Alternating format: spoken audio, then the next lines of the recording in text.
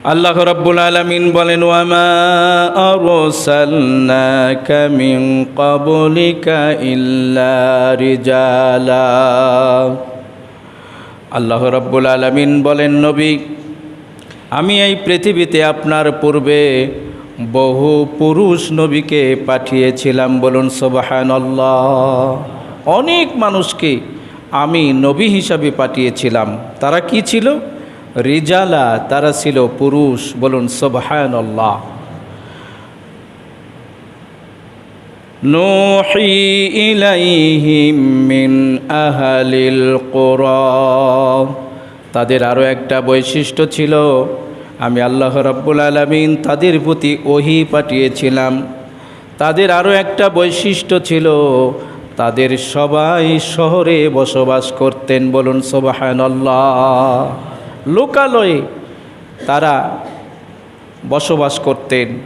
এখান থেকে কয়েকটি জিনিস বোঝা যায় যে এই পৃথিবীতে আল্লাহ রাব্বুল আলামিন যত নবী রাসূল পাঠিয়েছিলেন তারা সবাই ছিলেন পুরুষ। সবাই ছিলেন কি? পুরুষ। কোনো মহিলাকে আল্লাহ রাব্বুল আলামিন, কোনো নারীকে আল্লাহ রাব্বুল আলামিন নবুয়ত দান করেন নাই। প্রশ্ন হলো, নারীদেরকে নবুয়তি দান করা হয় নাই কেন? আল্লাহ রাব্বুল আলামিন এই পৃথিবীতে নারী এবং পুরুষ সৃষ্টি করেছেন। নারীর জায়গা করে দিয়েছেন এক জায়গায়, পুরুষের জায়গা করে দিয়েছেন আর এক জায়গায়। আল্লাহ বলছেন, আর রিজালু কাওয়ামুনা আলান নিসা। আমি পুরুষদেরকে মহিলাদের ওপরে কর্তৃত্ব দান করেছি। বলুন সুবহানাল্লাহ। এই কর্তৃত্ব সমাজে, বাড়িতে নয়। এই কর্তৃত্ব আল্লাহ রাব্বুল আলামিন দান করেছেন নারী এবং পুরুষের মাঝে। নারী এবং পুরুষের শারীরিক গঠন একরকম নয়। সুতরাং নারী এবং পুরুষের শারীরিক গঠন আলাদা, তাদের কর্মস্থল আলাদা, তাদের সৃষ্টির উদ্দেশ্য আলাদা। বলুন আলহামদুলিল্লাহ। আল্লাহ রাব্বুল আলামিন নারীদেরকে সৃষ্টি করেছেন, তারা পুরুষের শয্যা সঙ্গিনী হবে, যৌন ক্ষুধা নিবারণ করবে, গর্ভে সন্তান ধারণ করবে, এই সন্তানকে তারা লালন পালন করবে। স্বামী যখন বাড়ি থেকে চলে যাবে, স্বামীর নিজের ইজ্জতের হেফাজতের পাশাপাশি স্বামীর সমস্ত সম্পদ হেফাজতের দায়িত্ব আল্লাহ নারীদেরকে দান করেছেন। বলুন সুবহানাল্লাহ। আল্লাহ রাব্বুল আলামিন নারীদের সৃষ্টির আলাদা হওয়ার কারণে মাসে মাসে তাদের জন্য কয়েকদিন ধরে আল্লাহ রাব্বুল আলামিন মেনস্ট্রুয়েশন দান করেন, মাসিক দান করেন, যেটা তার পরবর্তীতে সন্তান প্রসবের জন্য, সন্তানের জন্য সহায়ক হয়ে থাকে। আল্লাহ রাব্বুল আলামিন এই সময়টুকু তাদের জন্য নামাজকে মাফ করে দিলেন, রোজাকে তাদের জন্য সাময়িক মওকুফ করে দিলেন। এই রোজা তোমাদের এখন রাখতে পারবা না, পরে তোমাদের জন্য এই রোজাটাকে কাজা করে নেবে 11 মাস। আল্লাহর নবী বলেন, নারী আর পুরুষের ইবাদতের ভিতরেও কমতি হয়ে যায়। একজন পুরুষের নামাজ মাপ নাই যতক্ষণ পর্যন্ত তার সেন্স রয়েছে। নামাজ তার জন্য মাপ নাই, সে পড়বেই। আল্লাহর হাবিব বলেন, একজন নারী তার মাসের সমস্যার কারণে সাময়িক সে ইবাদত করে না, রোজা রাখে না, নামাজ পড়ে না। আর একজন পুরুষ রোজা রাখে, নামাজ পড়ে, তার জন্য কোনো ঘাটতি নাই। নবীজি ফরমান, পুরুষের ইবাদত নারীদের চাইতে বেশি হয়ে যায়। এজন্য নারীদের ইবাদত পুরুষের চাইতে কম। বলুন সুবহানাল্লাহ। ইবাদতের দিক থেকে তাদের কমতি। আরও একটি কারণ হলো, একজন নারীকে আল্লাহ রাব্বুল আলামিন দুর্বল বানিয়েছেন। পুরুষের মতো তারা কর্মঠ নয়, পুরুষের মতো তারা সাহসী নয়, পুরুষের মতো তারা রাতের অন্ধকারে চলাফেরা করতে পারবে না। একজন পুরুষ যেরকম রাতের অন্ধকারে দাওয়াত নিয়ে এক প্রান্ত থেকে আর এক প্রান্ত পর্যন্ত চলে যেতে পারবে, নারী পারবে না। আল্লাহ রাব্বুল আলামিন এই জন্য পুরুষদেরকে নবী বানিয়েছেন। বলুন সুবহানাল্লাহ। আল্লাহ রাব্বুল আলামিন কোরআনুল কারীম এজন্য বলেন, নবীজি আপনার পূর্বে অনেক পুরুষকে আমি নবী বানিয়েছিলাম, তারা ছিল শহরে। কাফিরেরা বলতে লাগলো, মুহাম্মদ সাল্লাল্লাহু আলাইহি ওয়াসাল্লাম নিজে না নবী বলে নিজেকে দাবি করে, অথচ তিনি একজন গরিব ঘরের সন্তান, এতিম সন্তান, কেমনি নবী হয়? সুতরাং আমাদের ধারণা নবী হবে এমন একজন ব্যক্তি যিনি হবেন আসমান থেকে আগত ফেরেশতা, বলুন নাউজুবিল্লাহ। তিনি হবেন একজন ফেরেশতা, তিনি হবেন একজন সম্ভ্রান্ত পরিবারের লোক। আল্লাহ রাব্বুল আলামিন জানিয়ে দিলেন, শোনো, নবী আসমান থেকে আসবে না, তিনি ফেরেশতাও নয়, তিনি হবেন তোমাদের ভিতর থেকেই একজন পুরুষ মানুষ। তিনি ফেরেশতা হবেন না, তিনি একজন মানুষ হবেন। তিনি শহরের মানুষ হবেন, বেদুইন হবেন না, মরুবাসী হবেন না। কারণ মরুবাসীদের রাগ এবং মেজাজ একটু কড়া হয়ে থাকে। মরু প্রান্তরে কাউকে যদি নবী বানানো হয়, তার কথা কে শুনবে? এজন্য নবী আমি বানিয়েছি লোকালয়ের ভিতরে, বলুন সুবহানাল্লাহ। তিনি হাটে বাজারে চলবেন, চলাফেরা করবেন, ওঠা বসা করবেন, মানুষের সঙ্গে কথাবার্তাও বলবেন, তিনি বিয়ে শাদিও করবেন, তার সন্তানও হবে, তিনি হবেন একজন নবী। নবীজি যখন হাটে বাজারে চলতেন, কাফির মুশরিকেরা, মুনাফিকেরা, তাদের কাজই হলো মানুষের, নবীদের সমালোচনা করা, বলুন নাউজুবিল্লাহ। এটি ছিল তাদের মূল পেশা। নবীজি যখন বাজারে যেতেন, বিয়ে শাদী করতেন, তখন কাফিরেরা বলতে লাগলো যে আবার কেমন নবী, হাটে বাজারেও চলে, মানুষের সঙ্গে কথাবার্তাও বলে, এ আবার কেমন নবী?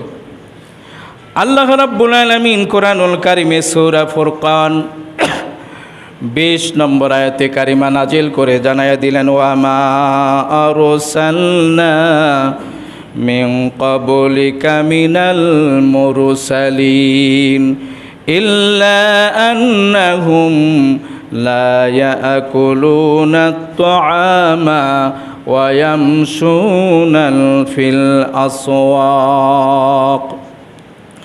আল্লাহ রাব্বুল আলামিন জানিয়ে দিলেন, আমি এমন আপনার পূর্বে অনেক নবী রাসূলকে প্রেরণ করেছিলাম, যারা খাবার খেতেন এবং হাটে বাজারেও চলাফেরা করতেন, বলুন সুবহানাল্লাহ।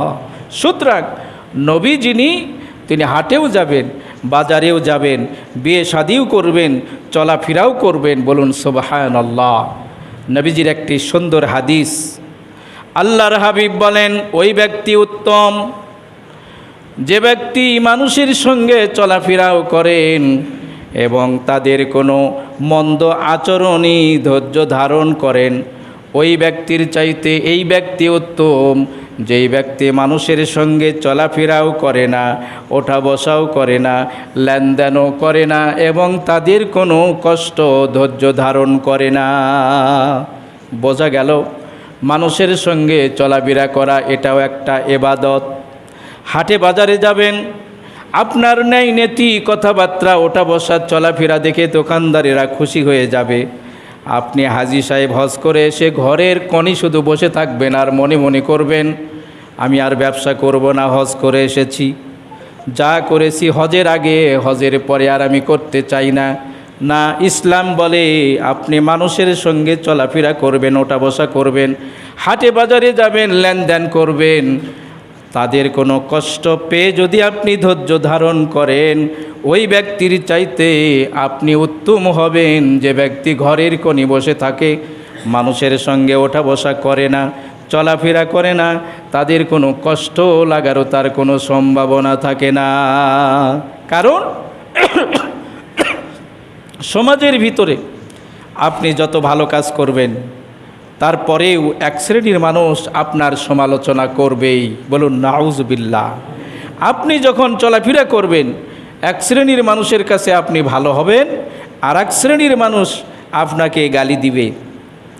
যদিও কাজগুলো আপনি নিঃস্বার্থভাবে করবেন, এই যে এক শ্রেণীর মানুষ আপনার পিছে লেগে থেকে আপনাকে গালি দিল, চলাফেরায় ওঠা বসায় কষ্ট দিল, এই কষ্টগুলো যদি সহ্য করেন, নবীজি বলেন ওই ব্যক্তির চাইতে আপনি উত্তম হবেন যে বলে বাবা মানুষের সঙ্গে চলাফেরা করা যাবে না, ওঠা বসা করা যাবে না, মানুষের সঙ্গে মিশে না, চলাফেরা করে না, ঘরের কোণে শুধু বসে থেকে লা ইলাহা ইল্লাল্লাহর জিকির করে, ওই ব্যক্তির চাইতে উত্তম হলো যে ব্যক্তি মানুষের সঙ্গে ওঠা বসা করে তাদের কিছু কষ্টকর কথা শুনে ধৈর্য ধারণ করে। বলুন আলহামদুলিল্লাহ।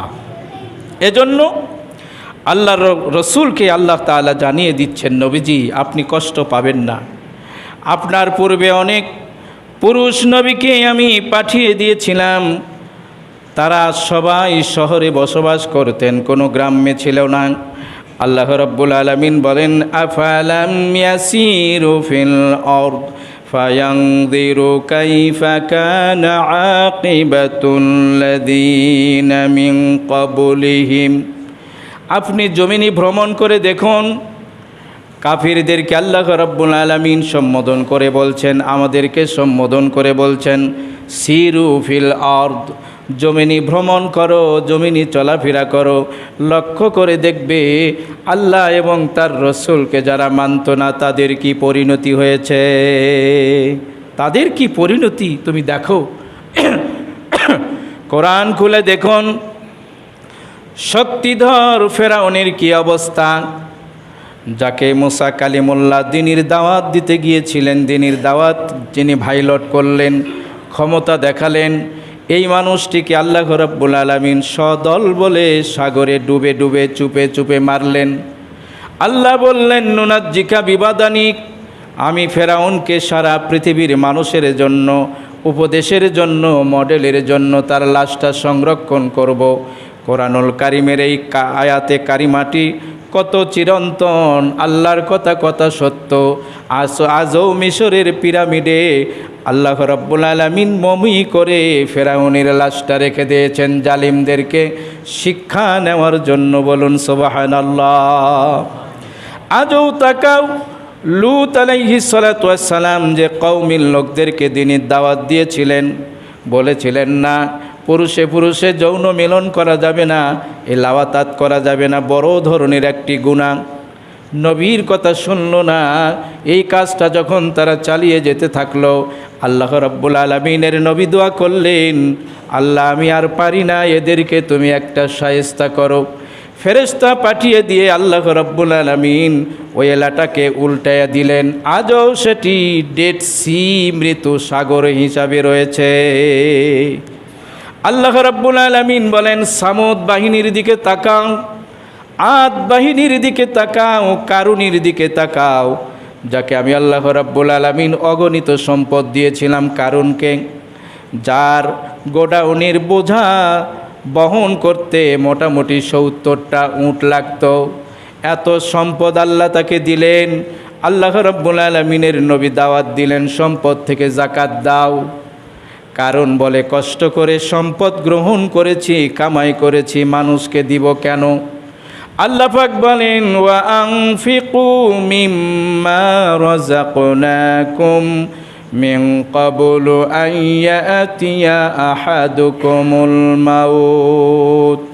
আল্লাহ বলেন বান্দারে, আমি আল্লাহ তোমাকে যে সম্পদ দিয়েছি, এই সম্পদ থেকে তোমার মৃত্যু আসার পূর্বেই খরচ করে নাও। যে সম্পদ আমি তোমাকে দিয়েছি, বোঝা গেল সম্পদ আল্লাহ রাব্বুল আলামিন যাকে ইচ্ছা তাকে দান করেন। বলুন সুবহানাল্লাহ। কারণ সম্পদ থেকে সম্পদের হক আদায় করে নাই। এজন্য আল্লাহর নবীর দোয়ার বদৌলতে আল্লাহ রাব্বুল আলামিন তাকে জমিনে ডাবায়া দিয়েছেন সম্পদ নিয়া। কারণ এই মাটির গহ্বরে ডাবতেছে কিয়ামত পর্যন্ত সে সম্পদ নিয়ে মাটির নিচে ডাবতে থাকবে। আল্লাহ রাব্বুল আলামিন বলেন ফাংজুর আকিবাতুল মুজরিমিন, জমিনে ভ্রমণ করে দেখো কত পাপিষ্ঠকে আমি আল্লাহ রাব্বুল আলামিন এই জমিনে ডুবাইয়া দিয়েছি, তাদের দালান কোটাগুলো বিলীন করে দিয়েছি। বেশি দূর যেতে হবে না, আমি যদি আমাদের মহাস্থানে যাই, এই মহাস্থানীর যিনি রাজা ছিলেন আল্লাহ রাব্বুল আলামিন শাহ বলখি রহমাতুল্লাহ আলাইহির বদৌলতে তার পুরা রাজত্বকে ধ্বংস করে ইসলামীর পতাকা উড়াইয়া দিয়েছেন। বলুন সুবহানাল্লাহ। আজও যদি সেই নিদর্শনগুলো যদি আপনি দেখেন, আমি এবার ঈদুল ফিতরে নতুন একটা মাঠ এই পলাশবাড়ি গোকুলের এখানে যোগদান করেছি আলহামদুলিল্লাহ। তো আমি যেই মাঠের ইমাম হয়েছি, আমি কর্তৃপক্ষের কাছ থেকে শুনলাম যে হুজুর আমাদের এই ঈদগাহ মাঠ প্রায় 15 ফিট উঁচু ছিল, সেখান থেকে মাটি কেটে কেটে আমরা এই বর্তমান আকৃতি নিয়ে এসেছি। অনেক পূর্বের বিশু মূর্তি টূর্তি সেই মহাস্থান থেকে অনেক দূরে হলেও সেখানে পাওয়া গিয়েছে। মহাস্থানী যিনি ছিলেন রাজা, তার রাজত্ব শুধু মহাস্থানীর ওই এলাকায় ছিল না, অনেক দূর পর্যন্ত বিস্তৃতি ছিল। আমরা যারা দেখেছি তার যে প্রাচীর, আমাদের আশ্চর্য লাগে যে 1000 বছর পূর্বে এত মজবুত, এত সুদৃঢ় একটা পিলার, একটা প্রাচীর নির্মাণ করতে তারা কত দক্ষ ছিল। বুঝাতে চাচ্ছিলাম, আল্লাহ রাব্বুল আলামিন বলেন সিরু ফিল আরদ, জমিনে ভ্রমণ করো। আমি ইতিপূর্বে বলেছিলাম শিক্ষা সফরে আমরা যাই, নাম দিয়েছি আনন্দ ভ্রমণ, নাম দিয়েছি চলো বন্ধু ঘুরে আসি। না, নাম দিতে হবে শিক্ষা সফর। আমি এই সফর থেকে কিছু শিক্ষা নিব, আল্লাহ তাআলার কিছু নিদর্শন নিব, তাহলে সফরের যে সুন্নাত, সফরের যে ফজিলত সেটা পাওয়া যাবে। বলুন আলহামদুলিল্লাহ। আজও যদি খাগড়াছড়ি, বান্দরবন এগুলোতে যদি যেয়ে থাকেন, সিলেটে যদি যেয়ে থাকেন, জামালপুর আমি এক মাহফিলে গিয়েছিলাম, সেখানে গিয়ে আমি ওখানে আমাকে বলা হলো যে হুজুর এখানে একটা বিরাট সুন্দর একটা পিকনিক স্পট রয়েছে। আমি গেলাম, সে বিরাট 10 তলা বিল্ডিং টাওয়ার, যেখানে দাঁড়ালে ভারতের কিছু অংশ দেখা যায়, বিরাট বিরাট পাহাড় দেখা যায়। আল্লাহ তাআলার নিদর্শন যে এই গাছগাছালিগুলো কোনো মানুষের পক্ষে বানানো সম্ভব নয়, এই পাহাড়গুলো তৈরি করা কোনো মানুষের পক্ষে সম্ভব নয়। আল্লাহ রাব্বুল আলামিন এজন্যই বলেছেন সিরু ফিল আরদ, জমিনে ভ্রমণ করো, আমার নিদর্শনগুলো দেখতে পাবে, আমার কুদরতগুলো তুমি দেখতে পাবে। জমিনে ভ্রমণ করো, আমি আল্লাহ রাব্বুল আলামিন এই জমিনে পাহাড় বানিয়েছি, যেগুলো জমিনের উপরে আমি পেরেক বানিয়েছি। বলুন সুবহানাল্লাহ। আল্লাহ রাব্বুল আলামিন বলেন কাইফা কানা আকিবাতুল লাযিনা মিন ক্বাবলিহিম, জমিনে ভ্রমণ করো, লক্ষ্য করে দেখবে আমি আল্লাহ রাব্বুল আলামিনের অবাধ্য যারা, নবীদের যারা অবাধ্য হয়েছিল তাদের পরিণতি কি হয়েছিল তুমি দেখতে পাবে। আল্লাহ রাব্বুল আলামিনের পরে বলেন শোনো, এরা হলো তারা যারা নবীর কথা মানে নাই, রসুলের কথা মানে নাই, পক্ষান্তরে এক শ্রেণীর মানুষ নবীর কথা মেনেছিল, হাদিসের কথা মেনেছিল, কোরআনের কথা মেনেছিল। তাদের পরিণতি কি আল্লাহ বলেন ওয়ালাদারুল আখিরাতি খায়রুল লিল্লাযিনা তাকাও আফালা তাকিলুন। আল্লাহ রাব্বুল আলামিন বলেন জেনে রাখো, আখেরাতের নিয়ামত, আখেরাতের উত্তম বদলা শুধুমাত্র কেবলমাত্র তাদের জন্যই যারা আল্লাহ রাব্বুল আলামিনকে ভয় করেছিল। বলুন সুবহানাল্লাহ। দুনিয়ার এই নিয়ামত সামান্য কিছুদিনের জন্য, আজ আছে কাল নাই। দুনিয়ার রাজত্ব আজ আছে কাল নাই, সুন্দর বাড়ি গাড়ি আজ আছে কাল নাই। আল্লাহ রাব্বুল আলামিন বলেন আখেরাতের যে নিয়ামত, আখেরাতের যে সুন্দর জান্নাতের নিয়ামত আমি আল্লাহ রাব্বুল আলামিন রেখে দিয়েছি শুধু তাকওয়াবান, খোদা ভীরু আল্লাহওয়ালাদের জন্য। তাদের জন্য আমি আল্লাহ রাব্বুল আলামিন এই নিয়ামতগুলো রেখে দিয়েছি। বলুন আলহামদুলিল্লাহ। সুতরাং তাকওয়াবানদের জন্য আখেরাতের সমস্ত নিয়ামতগুলো আল্লাহ রাব্বুল আলামিন দান করেছেন। আর কি আল্লাহ বলেন ওয়ালাউ আন্না আহলাল কুরা আমানুত্তাকাউ লাফাতাহনা আলাইহিম বারাকাতিম মিনাস সামাই ওয়াল আরদ।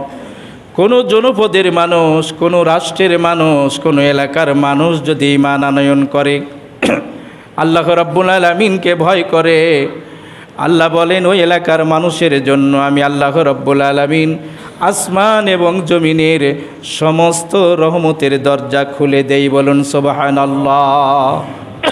কোনো এলাকার মানুষ আল্লাহওয়ালা হয়ে গেলে অনাবৃষ্টি হবে না, অতিবৃষ্টি হবে না, ঝড় তুফানও হবে না, ঘূর্ণিঝড় হবে না, জমিনে মানুষ ফসল ফলাবে, তার উৎপাদন হয়ে বেড়ে যাবে, আসমান থেকে বৃষ্টি নামবে, জমিনের ফসলের শক্তি বেড়ে যাবে, গাছগাছালির ফল ফলাদি বেড়ে যাবে।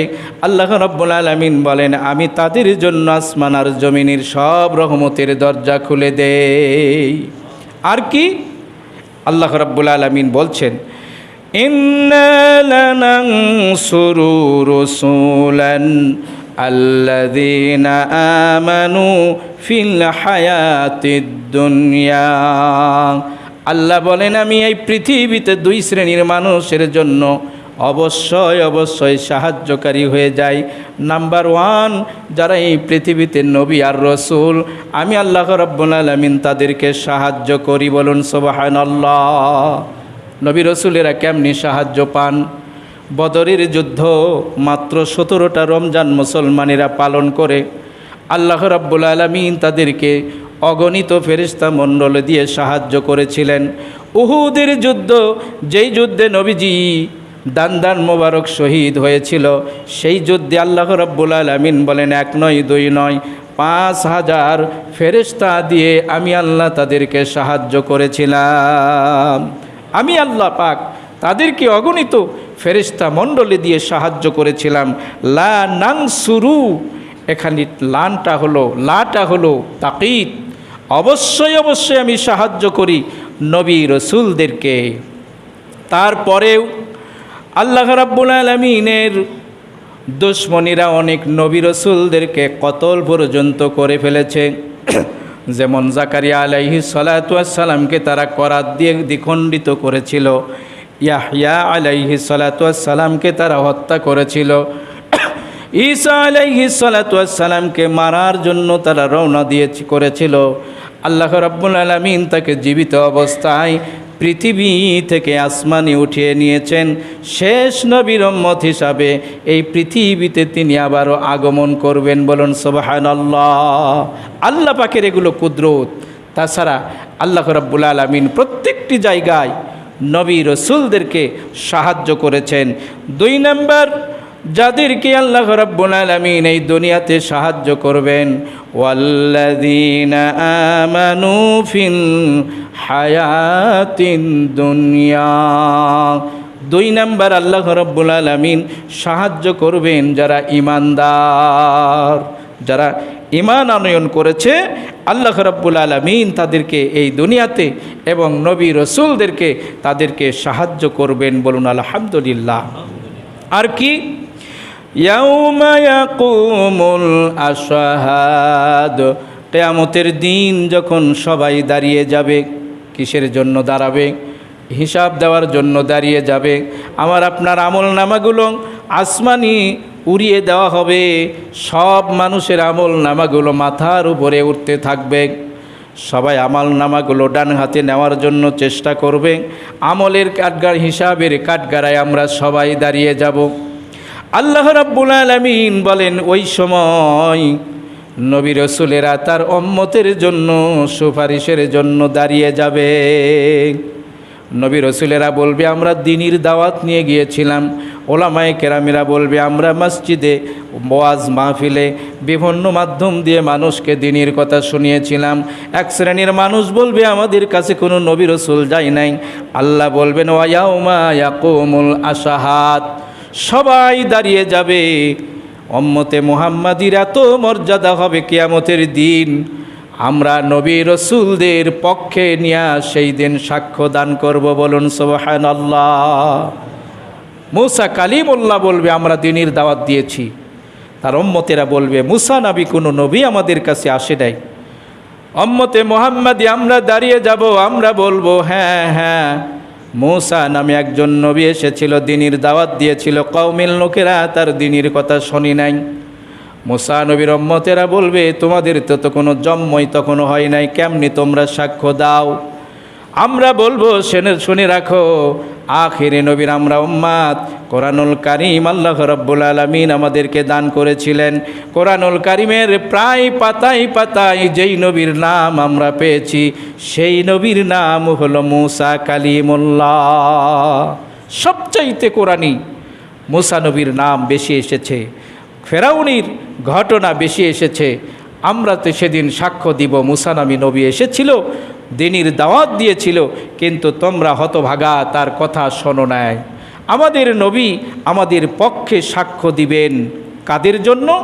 যারা নবীর অনুসরণ আর অনুকরণ করে আমরা যারা চলতে পেরেছি। এজন্য আল্লাহ তাআলা বলছেন, ইয়া আইয়ুহান নাবিয়্যু হাসবুকাল্লাহ ওয়া মানিত্তাবা'আকা মিনাল মুমিনিন। হে নবী, আপনার জন্য আল্লাহ রাব্বুল আলামিন যথেষ্ট, এবং যারা আপনার অনুকরণ করে তাদের জন্য আল্লাহ তাআলা যথেষ্ট। বলুন আলহামদুলিল্লাহ।